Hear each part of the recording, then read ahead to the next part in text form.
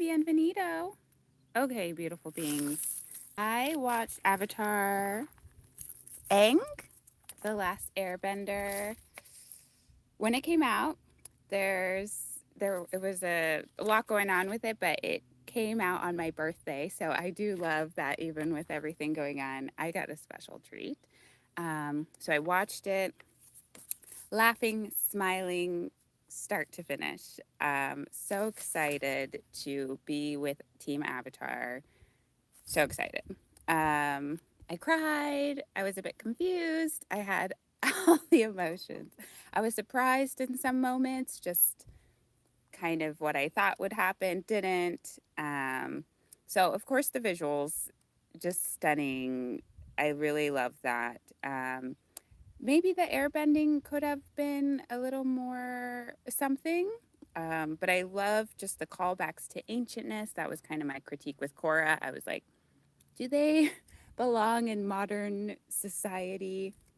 So I love that. Avatar Sonam, not the first Avatar by any means, that's Wan, W-A-N, but Sonam is one of the ancients represented with how the tattoo markings were different. Really love that kind of tribal, land-based aspect.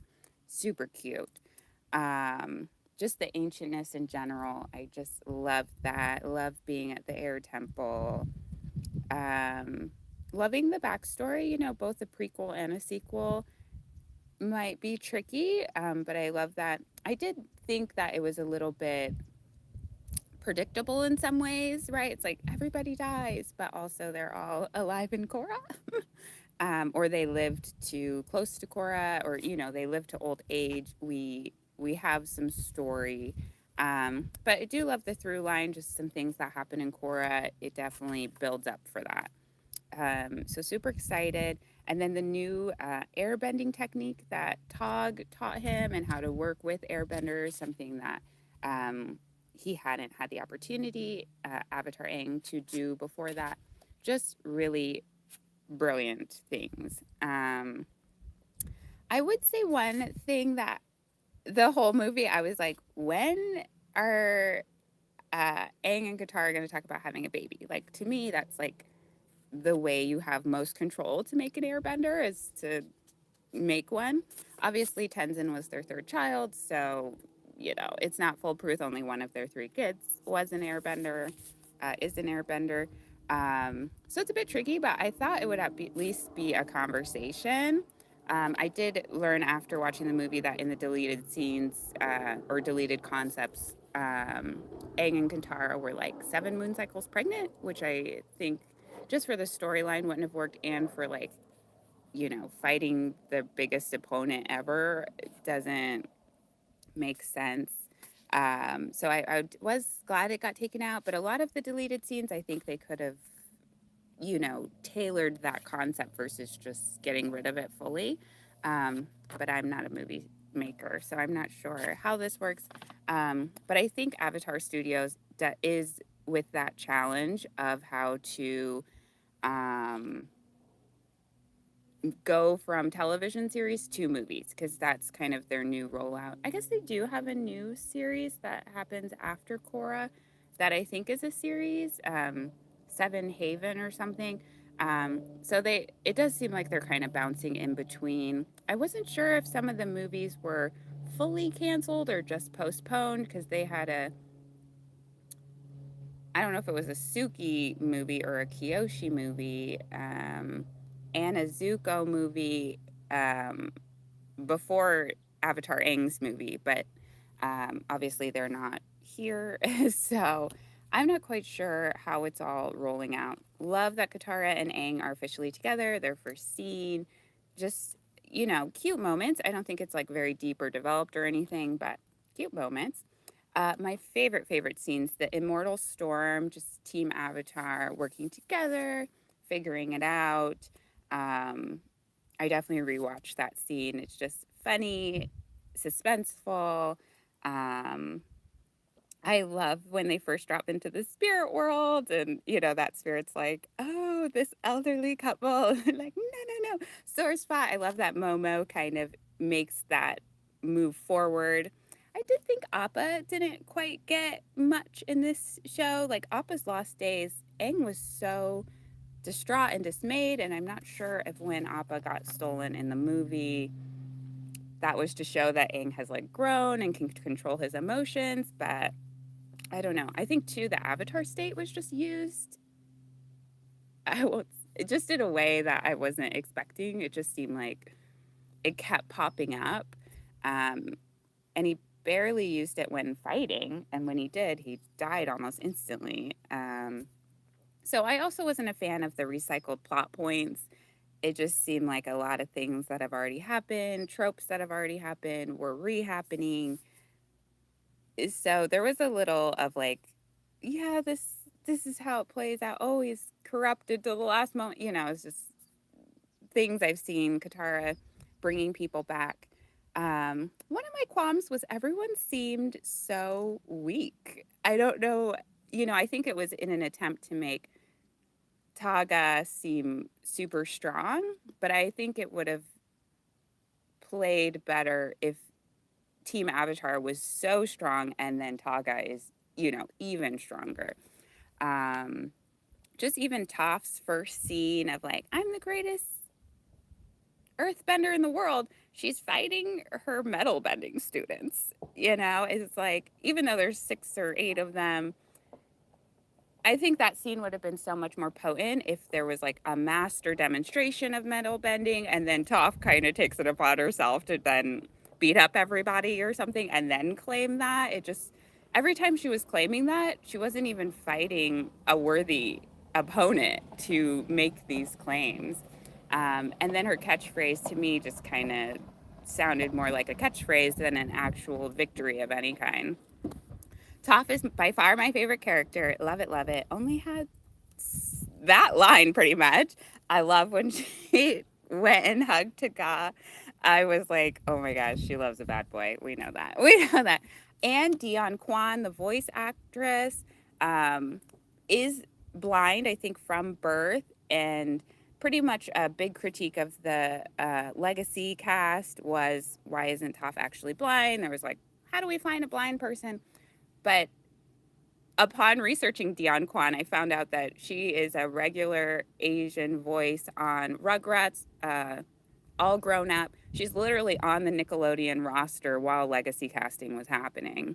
And I think that was just our critique, right? And I think this is so sweet for Dion to actually get an opportunity that I believe was like stolen from her, denied to her in the moment of legacy casting. So get it. Just brilliant. Even though Toph has like such a minor thing, I'm so excited for the Toph movie.